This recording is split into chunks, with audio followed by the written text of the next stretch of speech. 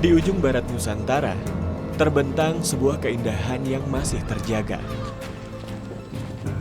Di sini, masyarakat hidup dari kebaikan alam. Jadi sebenarnya kalau kita ke pulau-pulau yang ada di Nias ini, kayaknya kita nggak perlu terlalu khawatir kalau kita nggak bawa minum.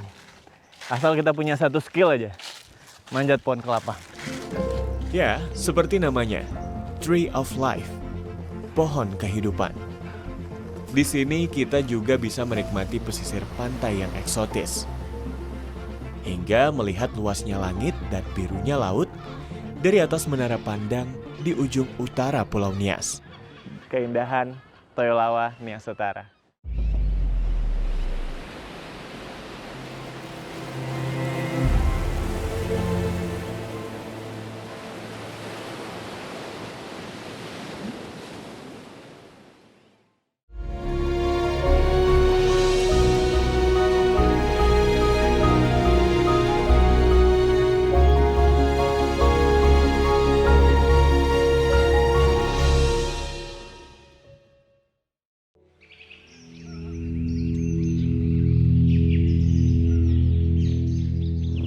Halo, selamat pagi pemirsa. Pagi hari ini kita akan kembali mengeksplor ya keindahan alam Nias Utara, khususnya yang ada di Lahewa. Kita sekarang udah ada di pelabuhan Lahewa dan kita mau nyebrang ngeliatin pulau-pulau eksotis yang ada di deket-deket Lahewa aja ya.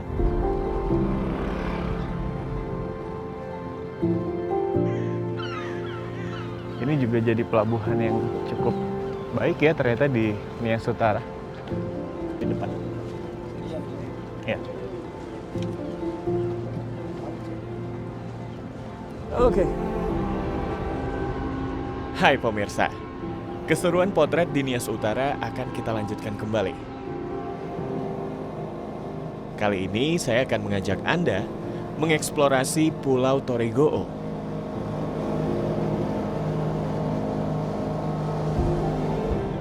Katanya, pulau ini juga masih menjadi kebun kelapa. Selain Torigoo, ada beberapa pulau di sekitar Nias Utara yang menjadi lahan perkebunan kelapa. Jadi, Anda bisa bayangkan bagaimana pohon kelapa ini benar-benar memberikan penghidupan bagi sebagian besar masyarakat Nias Utara. Ya, pemirsa, kita udah sampai di Torigoo Island ya. Jadi ini pulau yang lokasinya nggak terlalu jauh dari Lahewa, dari pelabuhan. Dan kita mau lihat di sini seperti apa pesonanya, keindahan alamnya dari pulau yang cukup terluar. Dan juga di sini katanya juga ada banyak pohon kelapa juga nih. Kita mau lihat-lihat. Ya. Kalau dilihat sih interesting pulaunya ya. Ya, jadi kayaknya pulau ini nggak ada penghuninya sih ya.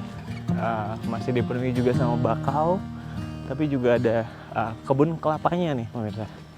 Wah, senang sekali rasanya bisa menapaki hutan yang masih asri seperti ini.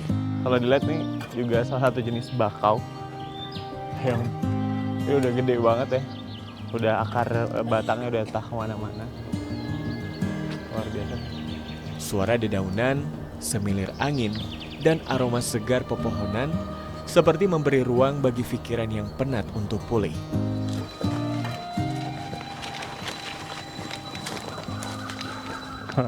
Kedengeran nih suaranya.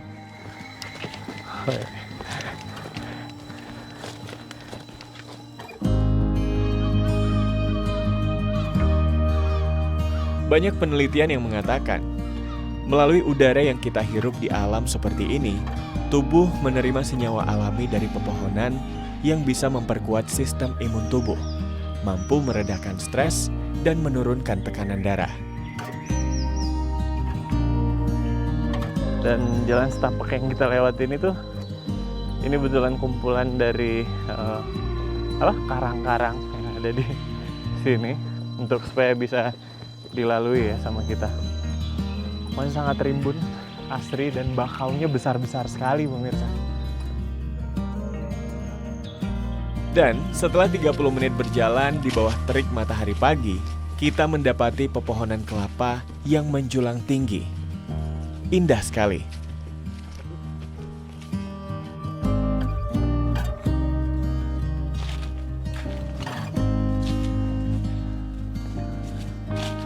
Wah, ada banyak sekali pohon kelapanya pemirsa. Kalau di kamera tuh kayak kelihatan lebih estetik gitu nggak sih? Iya. Jadi sebenarnya kalau kita ke pulau-pulau yang ada di Nias ini, kayaknya kita nggak perlu terlalu khawatir kalau kita nggak bawa minum. Asal kita punya satu skill aja, manjat pohon kelapa.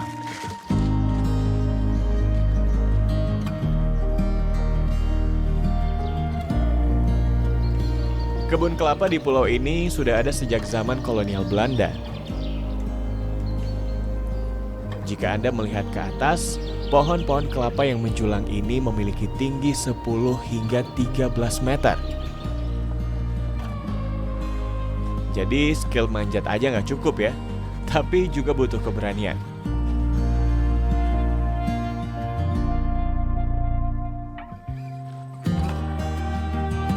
Wah, pemirsa, seperti ini juga kita ketemu kelapa yang sudah dipanen sama masyarakat yang udah dicungkil ya.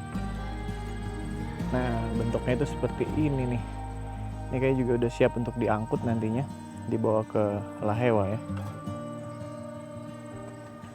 Jadi ini memang salah satu sumber daya alam yang berlimpah di Nias Utara.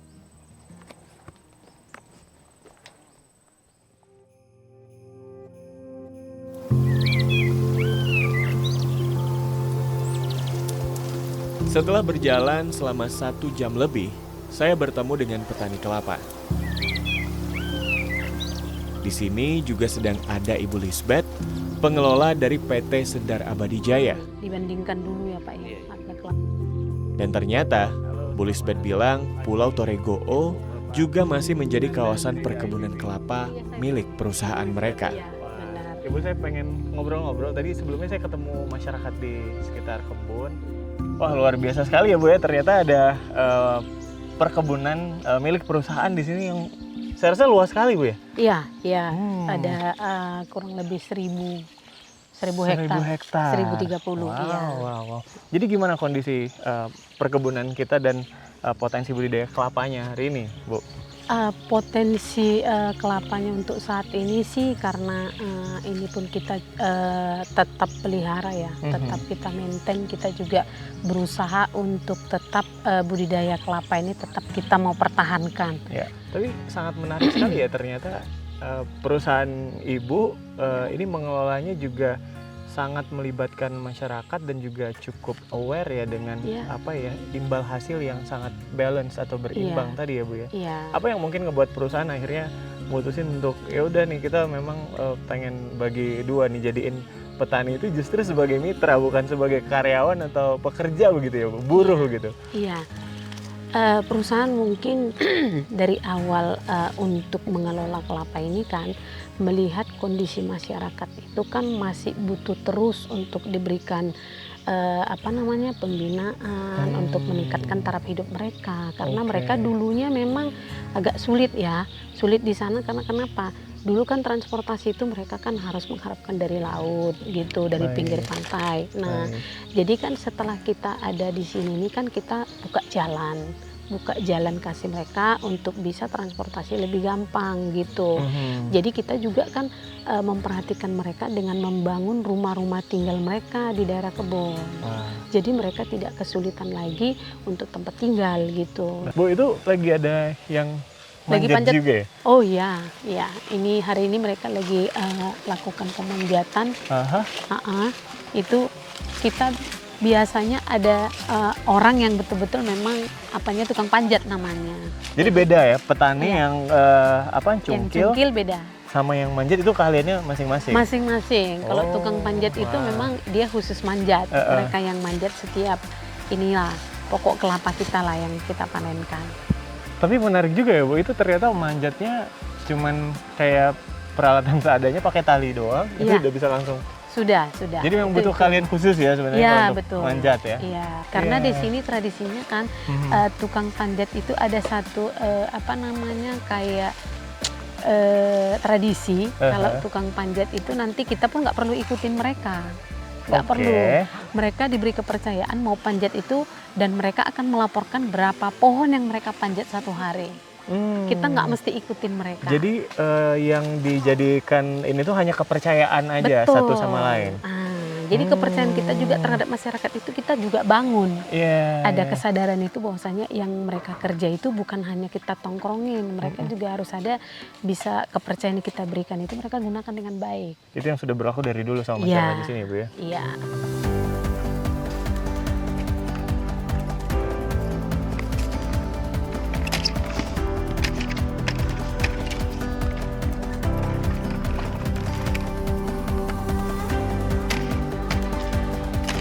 Jadi ini kelapanya kan sudah dipanjat, Pak.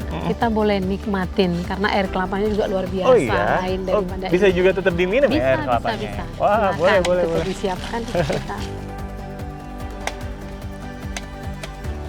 Wah, ini ya. Jadi ini sebenarnya kelapanya juga bisa dinikmati ya? Bisa, Bu ya? bisa. Udah lumayan trik ya. Berarti, Iya, tapi betul. cuaca ini kalau di sini tuh emang seperti ini ya, Bu. Semalam tuh hujan deras cuaca, gitu ya. Ya, Hari kadang ini kalau di kita sini ada memang matahari. musimnya ekstrim sih. Ini kelapa dari tanahnya ini Sutara ya. Iya.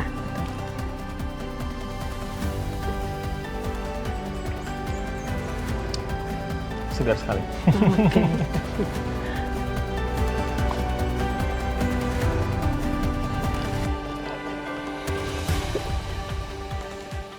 Ini minum haus ini, Bu. Ya, betul.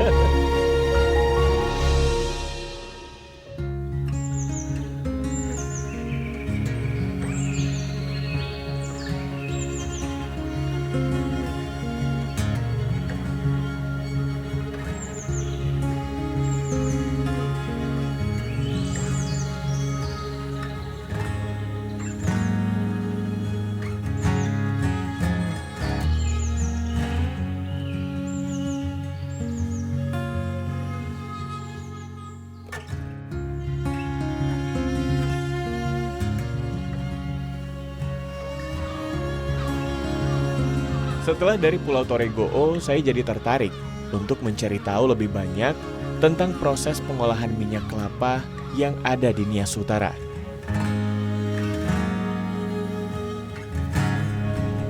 Untuk itu, saya mengunjungi sebuah kilang pengolahan minyak kelapa yang ada di Kecamatan Lahewa. Di sini, saya bertemu Ama Malinda, yang dalam bahasa Nias ini berarti ayah dari Malinda. Halo, selamat siang, Ama. Karena kearifan di sini, jika sudah menjadi seorang ayah, nama aslinya ini dituturkan menjadi ayah dari nama anak pertamanya. Saya juga udah ke kebun, perusahaan, melihat tentang potensi kelapa yang sangat luar biasa sekali ternyata di Lahewa dan di Nias Utara ini ya, Ama ya. Nah, ini tempat selanjutnya dari kelapa-kelapa yang sudah dipanen katanya, Ama. Iya. Benar, Ama ya. Berarti kalau ini apa kita sebutnya di sini? Tapi ini di minyak untuk produksi minyak. Ini untuk Langsung. produksi minyak ya. Berarti kilangnya itu Kilang untuk minyak namanya lah. minyak mentahnya atau sampai gimana, Mas? Kelapa muda, kelapa dicungkil, baru di cincang, Oh, baru dimasak, jadi apa lagi minyak jadi manis. minyak. Jadi minyak manis. Jadi ini proses untuk kelapa yang Cungkil. tadinya sudah Dicungkil. dicungkil ya, Iya. pemirsa. Kemudian diolah di sini menjadi barang setengah jadi. Jadi ini masih dalam bentuk minyak mentah. Ama, kita boleh keliling-keliling, Ama? Boleh ajak saya. Tapi ini lagi nggak ada produksinya nih, Ama ya? Belum, tidak ada. Kalau sekarang berarti apa aktivitasnya kita di kilang ini, Ama? Untuk kerja apa ya kegiatan untuk persiapan besok-besok untuk menggiling. Oh, oke. Sebentar lagi akan menggiling berarti. Ya mungkin 2 hari lagi. 2 hari. Kalau ini tempatnya apa? Saat ini kilang memang sedang tidak berproduksi, dikarenakan masih menunggu bahan baku yang cukup. Ini cungkil apa ini kopra namanya? Oh, ini kopra. Kopra. Berarti ini bahan baku kelapanya ya, Om ya? Iya.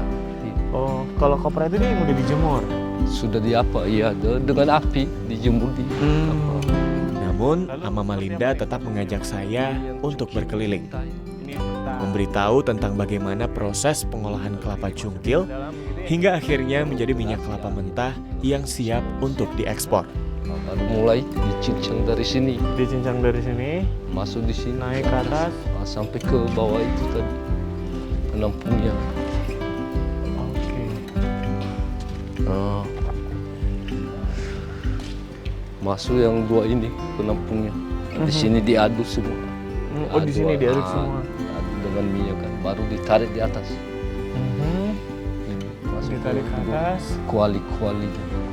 Ini dia untuk Satu, pemasaknya dua, ya, tiga Ama ya. untuk masak. Berapa lama Apinya, nih pengerjaannya? Itu apinya. Ini apinya. Hanya 1, 2, 3 masak. Oke. Sampai di atas. Sudah masak nanti baru ditumpahkan sini. Di atas ini. Setelah masak, Kilang pengolahan minyak kelapa ini memiliki kapasitas produksi sebesar 100 ton. Setelah menghasilkan minyak kelapa, ampasnya juga dapat menghasilkan rupiah. Diolah untuk menjadi campuran pakan ternak yang menyehatkan. jadi ini udah Minyak sini. langsung. Berarti kalau ini satu karungnya nih bisa berapa dijual? 30 kilo satu karung itu nanti ditimbang itu. 30 kilo. Berapa rupiah kalau dirupiahkan ini? Kalau harga sekarang sekitar 180 satu karung yang 30 itu 180.000. satu karung. Lumayan juga ya untuk hasil dari buangannya ya, Ama ya. Buangannya ini. Tapi harus diproses. Ama Malinda juga bilang, masih banyak potensi dari turunan kelapa seperti limbah sabut dan batok kelapa yang harusnya ke depan dapat dimanfaatkan dengan lebih baik lagi di Nias Utara. Semoga komoditi ini terus dibudidayakan hingga memberikan manfaat yang berlimpah bagi kehidupan masyarakat Nias Utara.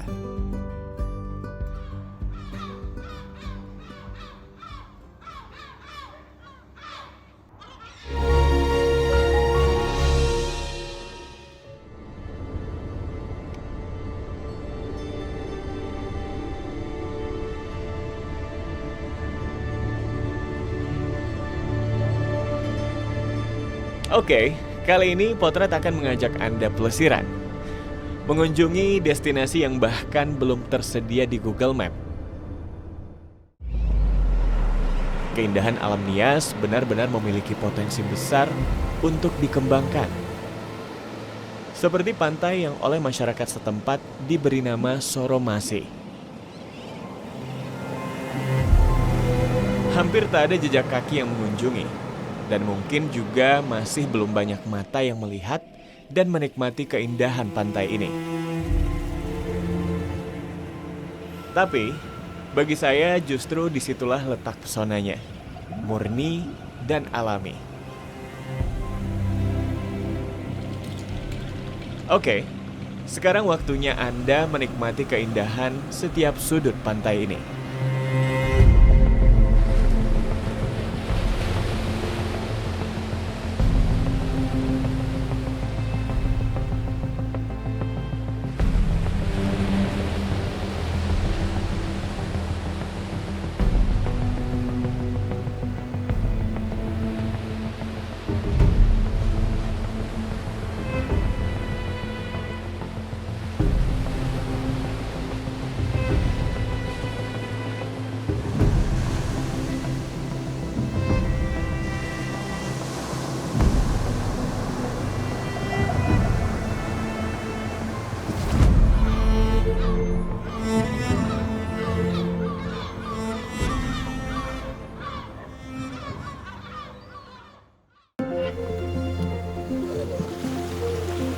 Dari pantai Soromasi, kita akan menutup perjalanan ini dengan mengunjungi sebuah mercusuar di ujung utara Pulau Nias.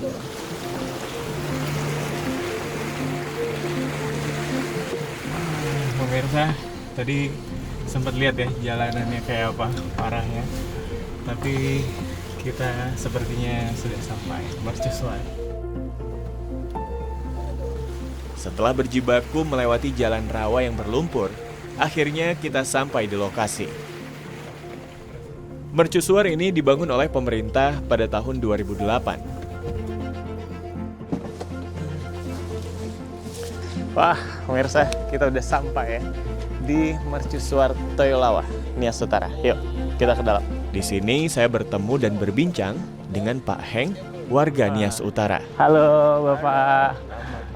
Selamat sore, Pak Nanda. Selamat sore, saya Rasali. Pak Rasali.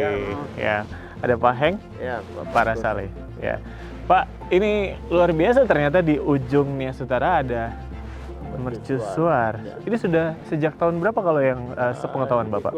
Ini sudah lebih kurang mungkin sekitar 20 tahun gitu. 20 tahun. Pasca Karena ini mungkin tsunami. baru dibangun sesudah gempa. Gempa kan 2005. Oke. Jadi sudah 2005 mungkin 2-3 tahun sudah itu. Dulunya ini laut.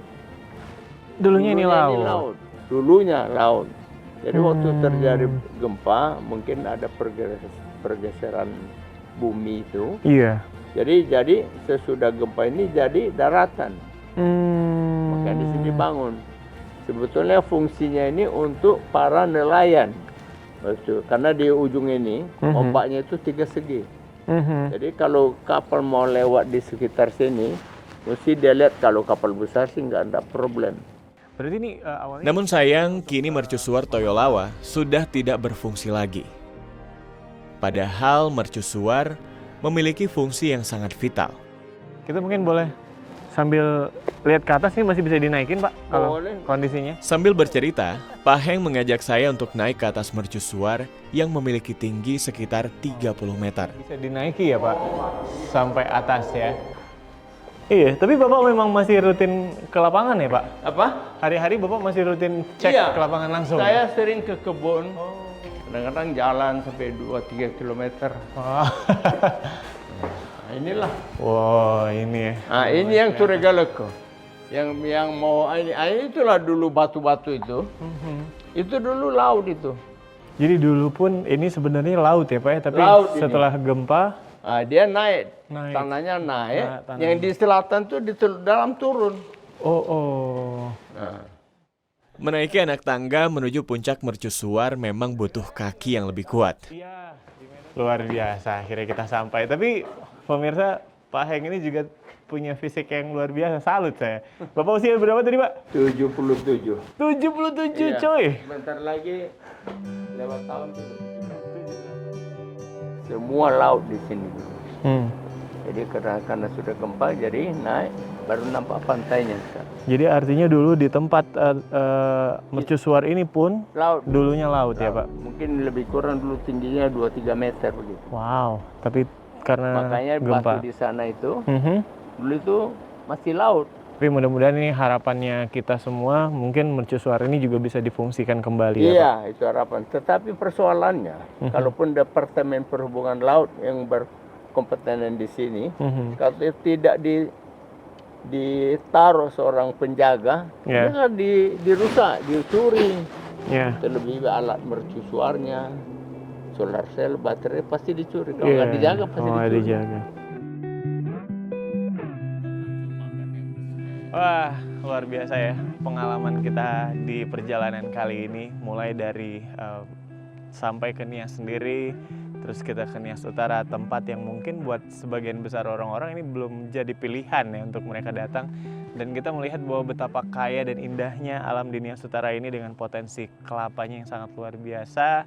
Dan juga ditutup ya dengan kemegahan pemandangan di ujung Tanjung ya kalau dibilang sama Pak Heng.